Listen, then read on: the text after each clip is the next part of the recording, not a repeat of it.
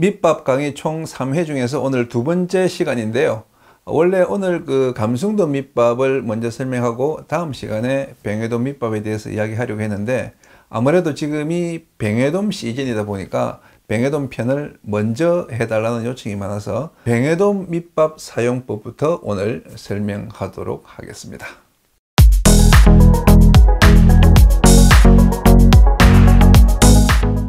낚시를 사격에 비유하면 감성돔 낚시는 조준 사격입니다. 물속의 지형을 파악하고 히트 지점을 예상한 다음에 그곳에 밑밥을 흘려 넣어서 이제 관역을 형성한 다음에 한 발씩 미끼를 적중시키는 그런 스타일의 낚시죠. 그래서 침착하고 집요하게 타겟을 정조준하는 스나이퍼 스타일의 낚시인이 감성돔 낚시에 강합니다. 그에 비하면 뱅에돔 낚시는 클레이 사격입니다. 지형보다 조류나 고기 활성도에 따라서 히트 지점이 달라지기 때문에 어디서 관역이 형성될지 알 수가 없습니다. 그래서 일단 조류가 가는 대로 밑밥의 띠를 형성해서 그쪽으로 피어오르는 뱅에돔을 빠르게 타격하죠. 그래서 눈썰미와 반사신경 그리고 상황 판단력이 좋은 코만도 스타일의 낚시인이 뱅에돔 낚시에 강합니다. 이렇게 두 낚시는 같은 구멍찌 낚시라도 패턴이 다르고 그에 따라서 밑밥의 사용법도 완전히 달라집니다. 감성돔 낚시는 먼저 수심을 맞춘 다음에 밑밥을 그곳으로 흘려 넣는 그런 패턴이고, 뱅에돔 낚시는 먼저 밑밥으로 띄운 다음에 그곳에 채비를 던져 넣는 그런 패턴입니다. 밑밥의 역할을 따져보자면 이 감성돔 낚시에서의 밑밥은 조연급이라면 뱅에돔 낚시에서 밑밥은 주연입니다. 그만큼 밑밥의 역할이 커지는 것이죠. 그런 의미에서 뱅에돔 낚시의 승패를 좌우하는 가장 중요한 낚시 도구는 낚싯대나 릴이 아닙니다. 그럼 뭐냐? 이겁니다. 네, 바로 밑밥 주걱 혹은 쏠채라고 하죠. 저는 뱅에돔 낚시인의 실력을 알고 싶을 때 가장 먼저 그가 사용하는 밑밥 주걱을 봅니다. 그리고 입문자들이 뱅에돔 낚시의 비결을 물어오면 두말 없이 좋은 밑밥 주걱을 사라고 말합니다. 왜 밑밥 주걱이 뱅에돔 낚시에서 가장 중요한 낚시 도구일까요?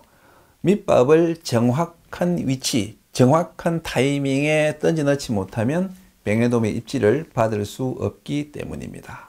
뱅에돔 낚시는 흔히 템포 낚시라고 표현하죠. 밑밥을 뿌리고 찌를 던지고 또 밑밥을 뿌리고 찌를 끌어와서 밑밥의 띠 속에 미끼를 맞춥니다. 이것을 동조라고 표현하죠. 뱅에돔 낚시는 이런 템포의 무한 반복이라 보시면 되고 그 중심에 밑밥 품질이 있습니다. 그래서 주걱이 중요한 겁니다. 그러면 어떤 주걱이 좋은 주걱일까요? 낚시점에 가서 가장 비싼 주걱 사면 되는 걸까요? 그렇지 않습니다. 밑밥 주걱은 메이저 업체 제품들이 값만 비싸지 성능이 그닥 뛰어나지 않습니다.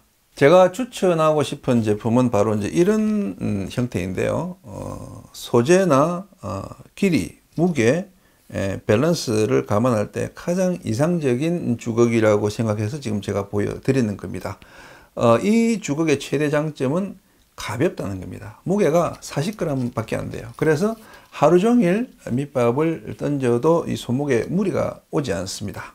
총 길이는 75cm, 밑밥 주걱으로 가장 많이 사용하는 길이죠. 80cm나 85cm 주걱이 더 멀리 날아간다는 분들도 있는데 주걱이 길다고 해서 꼭 멀리 날아가는 건 아닙니다. 주걱에서 가장 중요한 것은 이 샤프트인데 이게 너무 빳빳하면 안 되지만 낭창거리는 건 더 안 좋습니다.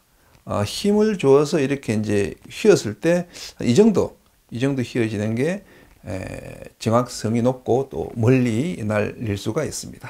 그런데 샤프트가 빳빳하면은 정확도는 높지만은 이 장시간 사용할 경우에 이 손목에 무리가 올 수 있습니다. 그래서 중요한 게 바로 이 손잡이인데요.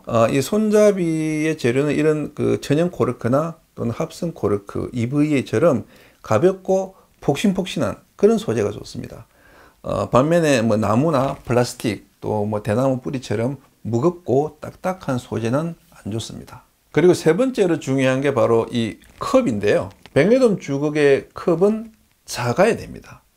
보통 감성돔 밑밥의 주걱이 20cc 그리고 뱅에돔 주걱이 15cc를 많이 쓰는데 제가 써본 바로는 바로 이 9cc짜리 이 SS 사이즈가 가장 좋습니다. 이 컵이 작으면은 이 밑밥이 공기 저항을 적게 받아서 훨씬 더 잘 날아갑니다. 골프공과 야구공을 생각해 보세요.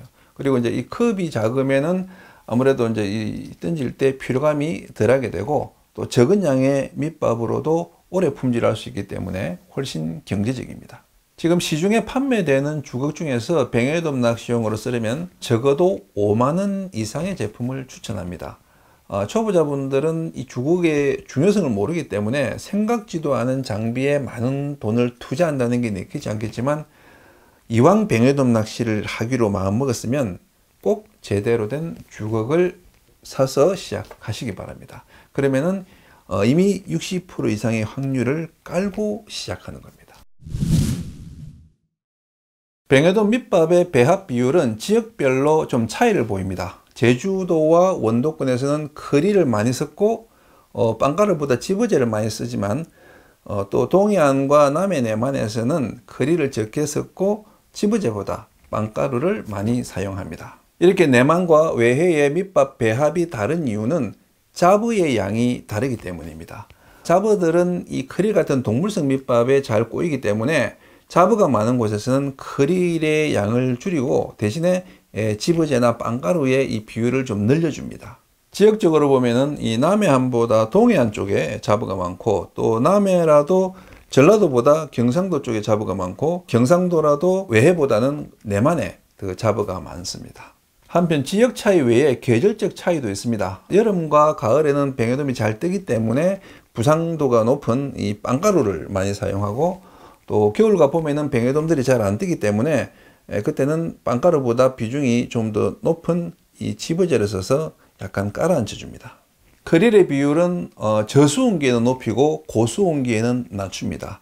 이런 조건들을 종합해서 뱅에돔 밑밥 배합 비율을 표로 만들면 이렇게 됩니다.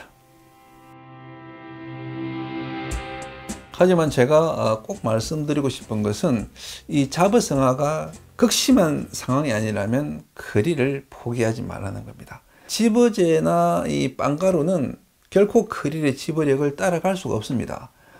크릴을 빼면 잡어가 덜 꼬이지만 뱅에돔도 덜 꼬입니다. 특히 방파제에서 많은 인원이 낚시할 경우 크릴 밑밥을 넣어주면 남보다 더 많은 뱅에돔을 모을 수 있습니다. 크릴을 빼는 것보다 잡어용 크릴 밑밥을 발 앞에 많이 주고 원거리를 노리면 씨알 좋은 뱅에돔을 낚을 수가 있습니다. 제가 뱅에돔 밑밥 배합표를 만들어서 보여드린 이유는 초보자분들이 크릴과 지버재의 혼합 비율을 궁금해하기 때문입니다. 하지만 사실 중요한 건 그런 배합 비율이 아닙니다. 지버재나 빵가루를 얼마나 섞든 밑밥의 원투가 가능하게끔 점도를 조절하는 게 중요합니다. 그래서 오늘 제가 특별히 전문가 한 분의 배합법을 소개해 드립니다. 요즘 낚시방송 출연자 중 가장 핫한 분이죠. 피싱TV 귀리 탐나의 뱅의 진행자 배성우 프로입니다. 이분은 30년 넘게 오로지 뱅에돔 낚시만 해온 외골수인데 일본과 제주도에서 토너먼트로 실력을 다진 탑 프로입니다. 야마모토 공방의 유일한 한국인 필드 스텝이자 G 브랜드의 스텝으로도 활동하고 있습니다. 지난 5월 21일 이 마라도에서 같이 낚시를 하면서 이 배성우 프로의 독창적인 채비와 밑밥의 배합법에 관해서 깊은 감명을 받았는데요. 채비는 다음 기회에 소개하기로 하고 오늘은 그 밑밥을 한번 소개해 드리겠습니다.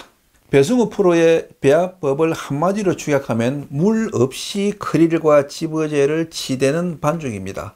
가장 큰 특징은 건식 지버재를 쓰면서도 물을 섞지 않는 겁니다. 오직 크릴에서 나오는 액만 가지고 반죽을 합니다. 그래서 여름이건 겨울이건 완전히 해동된 크릴만을 사용합니다. 그리고 블렌딩 도구를 쓰지 않습니다. 이게 단순히 그냥 섞는 게 아니라 손으로 이렇게 치대면서 점성을 높이는 과정이기 때문에 손으로 할 수밖에 없어요. 제가 그 과정을 영상으로 찍어 왔는데 또 멘트가 녹음이 안 됐어요. 그래서 아쉽지만 이 스틸컷으로 제가 보여드립니다. 일단 1kg짜리 크릴 6장에 건식 파우더 3봉지를 준비합니다.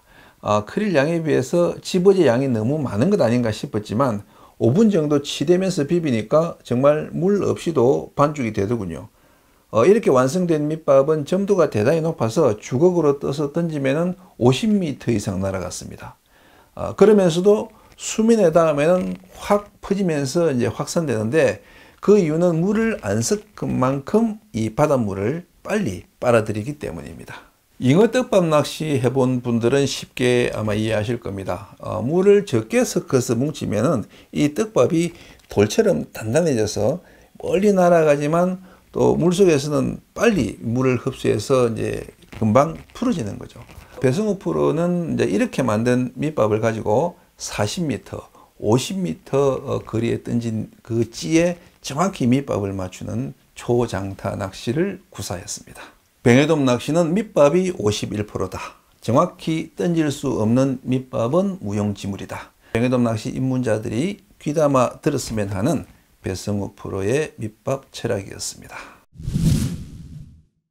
서두에서 제가 뱅에돔 낚시를 클레이 사격이라고 했죠. 모든 낚시가 그렇지만 특히 뱅에돔 낚시는 타이밍 낚시입니다. 내 미끼와 밑밥이 정확하게 이 입질 지점에 맞춰지는 그 순간에 뱅에돔이 올라와 줘야 됩니다. 이 타이밍을 맞추는 요령이 바로 선 밑밥 후 채비 투척입니다. 먼저 밑밥을 뿌려서 뱅에돔을 모아놓고 이제 거기에 미끼를 던져서 깔아앉힌다. 이게 뱅에돔 낚시의 기본입니다. 이렇게 밑밥이 먼저 가고 미끼가 뒤에서 따라잡아서 타겟 수심층에서 만나는 것이 동조입니다.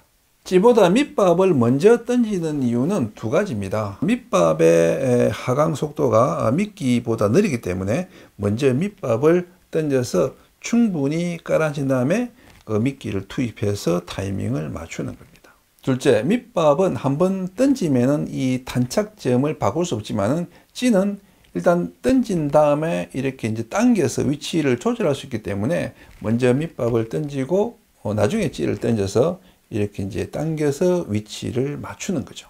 그런데 좀 더 빠른 속공을 원한다면 찌를 먼저 던져 놓고 밑밥을 뿌린 다음에 이 찌를 끌어와서 맞추는 방법도 있습니다. 그러면은 이 찌가 수면에 착수한 뒤에 이 채비가 이렇게 정렬되는 시간에 밑밥을 뿌려 놓고 어느 정도 정렬된 상태의 이 채비를 끌어당기기 때문에 찌를 바로 던져서 끌어서 맞추는 것보다 이 채비 정렬 시간이 10초 이상 단축됩니다. 10초 단축이 무슨 의미가 있겠냐 싶겠지만 이 총각을 다투는 뱅에돔 토너먼트에서는 10초가 남보다 먼저 뱅에돔을 끄느냐 못 끄느냐의 차이로 나타날 수 있습니다. 그런데 이런 교과서적 품질과 동조 이론이 안타깝게도 현장에서는 잘 안 통합니다. 그 이유는 바로 요놈들 잡어 때문입니다. 자리돔이나 노래기 같은 잡어들이 설칠 때는 밑밥에 띠 속에 미끼를 넣었다가는 미끼가 흔적도 없이 사라집니다. 이 뱅에돔 자원이 많은 원도권에서는 밑밥을 뿌려서 뱅에돔과 잡어 간에 이제 경합을 붙이면은 잡어들보다 동작이 빠른 뱅에돔이 먼저 미끼를 낚아채는 경우도 있지만 뱅에돔 자원이 적은 내만에서는 꿈 같은 이야기죠. 내만에서는 5월부터 10월까지 이 잡어와의 전쟁이 펼쳐지는데 이때는 밑밥과 미끼의 거리차 투척으로 잡어를 극복하는 수밖에 없습니다. 잡어가 많을 때의 품질 순서는 이렇습니다. 먼저 발 밑에 잡어 유인용 밑밥을 두세 주걱 뿌립니다. 그리고 찌를 20m 이상 원거리에 던집니다. 그리고 뱅에돔용 밑밥을 찌 앞에 딱 한 주걱만 뿌려줍니다. 그와 동시에 또 발밑에 잡어 유인용 밑밥을 두세 주걱 뿌립니다. 그리고 잡어들이 다시 이제 발 앞에 모일 때 찌를 당겨서 그 뱅에돔용 밑밥 속에 미끼를 넣습니다. 이게 실질적으로 가장 많이 쓰는 품질 방법입니다. 그런데 이런 식으로도 잡어 분리가 안 될 때가 있습니다. 그때는 잡어용 밑밥을 발 앞에 뿌린 다음에 찐을 더 멀리 30m 이상 던져줍니다. 그리고 뱅에돔용 밑밥도 또 30m 이상 원투합니다. 이때 밑밥이 약간 빗나갔다고 또 던지면 안 됩니다. 그러면 이 잡어들이 밑밥을 따라서 이 원거리까지 나가버리는 그런 불상사가 발생하죠. 그때는 찌를 회수해서 다시 밑밥의 그 위치에 던지거나 아니면 그냥 안 맞는 대로 입질을 기다리는 게 좋습니다. 그런데 그렇게까지 해도 잡어들이 원거리까지 나갈 때가 있습니다. 그때 쓰는 마지막 방법, 밑밥은 100% 발 앞에만 뿌리고 찌만 멀리 던져서 입질을 기다리는 겁니다. 그런데 의외로 그렇게 해도 뱅에돔이 잘 낚입니다. 그 이유는 지난 시간 그 밑밥의 흥분 효과에서 말씀드렸죠. 밑밥에 반응하는 잡어들의 움직임 그 자체만으로도 뱅에돔을 자극하는 유인제가 되기 때문입니다. 이런 상황에서도 밑밥 품질은 멈추면 안 됩니다. 그리고 잡어에게 미끼를 따먹히는 게 당연하다고 생각하세요. 따먹히면 새로 던지고 또 따먹히면 또 던지는 게 뱅에돔 낚시입니다. 던지고 1분 이상 입질이 없다? 그러면은 잡어한테 미끼가 따먹혔다고 보고 회수해야 됩니다. 잡어가 많을 때는 30초마다 회수해야 됩니다. 이처럼 뱅에돔 낚시는 던지고 뿌리고 또 감고 던지는 사이클의 무한 반복입니다. 여기서 피로를 느끼지 않으려면 좋은 대화, 가는 줄, 그리고 좋은 주걱이 필요한 거죠. 그리고 이런 템포 낚시가 반복되기 때문에 뱅에돔 낚시는 부지런한 사람이 더 어울리는 그런 낚시라고 할 수 있습니다. 한편 조류가 흐르는 상황에서는 밑밥 품질 방법이 좀 달라집니다. 일단 조류가 흐르면 잡어들이 멀리 나가지 않기 때문에 잡어 분리에는 더 유리한 조건입니다. 그때는 2, 3분 정도 좀 흘릴 수 있는 그런 여유가 생기죠. 이때 밑밥은 약간 하류 쪽에 던져서 잡어들을 모으고 찌는 그보다 상류에 던져서 밑밥을 뒤따라가게 합니다. 그러면은 잡어들은 이 흘러가는 밑밥을 따라서 멀어지고 미끼는 잡어가 적은 공간을 흐르기 때문에 잡어에게 미끼가 덜 따먹힙니다. 되게 표면층의 겉조류가 속조류보다 빠르기 때문에 밑밥은 깔아앉을수록 점점 그리고 그 뒤를 이 겉조류를 탄 찌가 따라잡는 식으로 동조가 이루어집니다. 그리고 잡어가 많을 때는 찌를 조류 중심에 던져서 잡어를 피하는 방법도 있습니다. 그때는 제로찌에 G7이나 G5 정도의 봉돌을 달아주거나 또 2제로찌나 3제로찌로 잠길 낚시를 해서 미끼가 이 조류에 뜨지 않도록 해줘야 되겠죠. 빠른 조류를 선호하는 긴꼬리 뱅에돔이나 큰 뱅에돔은 이 조류의 중심에서도 떠서 낚이는 경우가 많기 때문에 본류를 겁내지 말고 적극 공략해 보는 게 좋습니다. 네, 오늘 뱅에돔 밑밥의 사용법에 관해서 말씀드렸는데 입문자분들에게 좀 도움이 되셨는지 모르겠습니다. 다시 한번 정리해 보면, 첫째, 좋은 밑밥 주걱을 사라. 그리고 크릴의 집어력을 포기하지 마라. 또 밑밥을 배합할 때는 그 물을 섞지 말고 크릴의 액만 가지고 배합하는 게 좋다. 마지막으로 30초 또는 1분 간격의 템포 낚시를 몸에 익혀라. 이 4가지만 기억해도 뱅에돔 쉽게 낚으실 수 있을 겁니다.